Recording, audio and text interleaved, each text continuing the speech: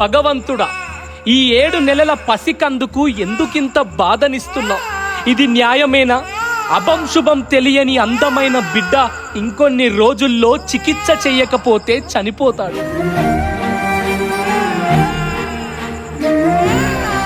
ఇది విన్న నీకే అంత బాధుంటే కన్న తల్లికి, ఇది చూస్తున్న ఆ తండ్రికి అనుక్షణం ఎంత బాధపడుతున్నారు.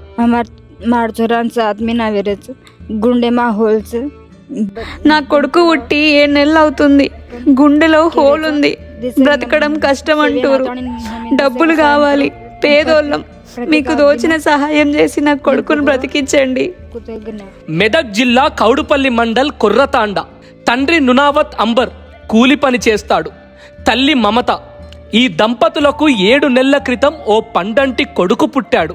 కుటుంబమంతా బిడ్డని చూసి పడ్డ ఆనందం ఎక్కువ రోజులు లేకుండా పోయింది.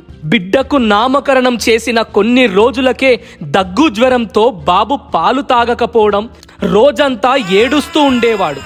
ఎన్నో హాస్పిటళ్లకు తిరిగారు. పుష్ప, నీలోఫర్, సురక్ష, కానీ సమస్యకు పరిష్కారం దొరకలేదు. దాదాపు 5 లక్షలు ఖర్చయ్యాయి.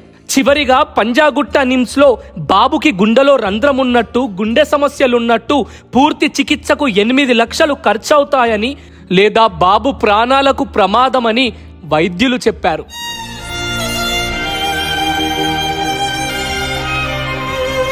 ఇది విన్న తండ్రి అంబర్ తన భార్య కుప్పకూలిపోయారు.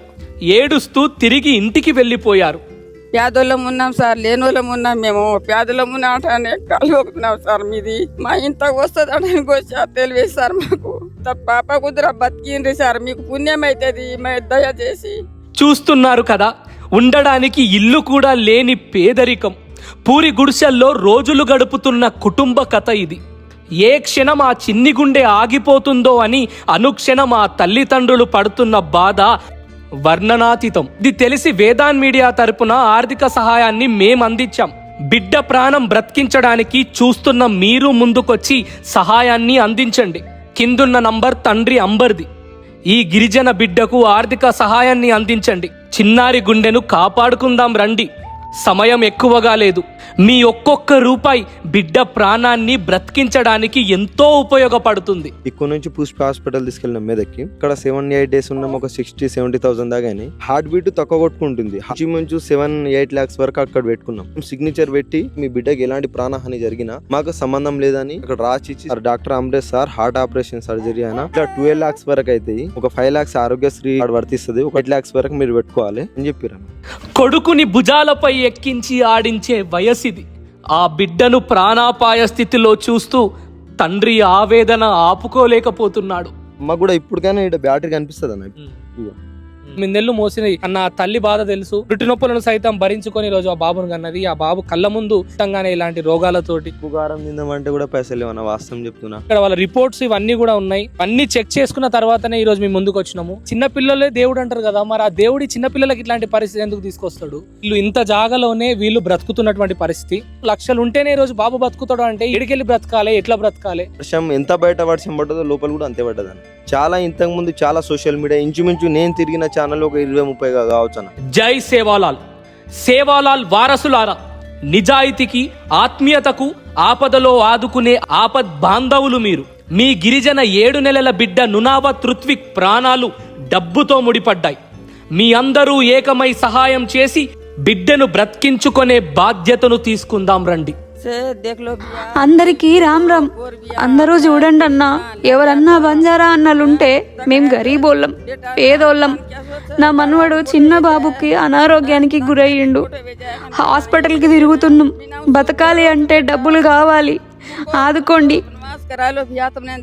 మీ అందరికి దండం పెట్టి అడుగుతున్నా. నిమ్స్కి పోయినాం, నీలపూర్కి పోయినాం, కోంపల్లికి పోయినాం, మెదక్కి పోయినాం. సర్కారు దవాఖానకి కూడా చూపించిన ఏడ కూడా మంచిగా అయితే లేదు. 8 లక్షలు కావాలంట.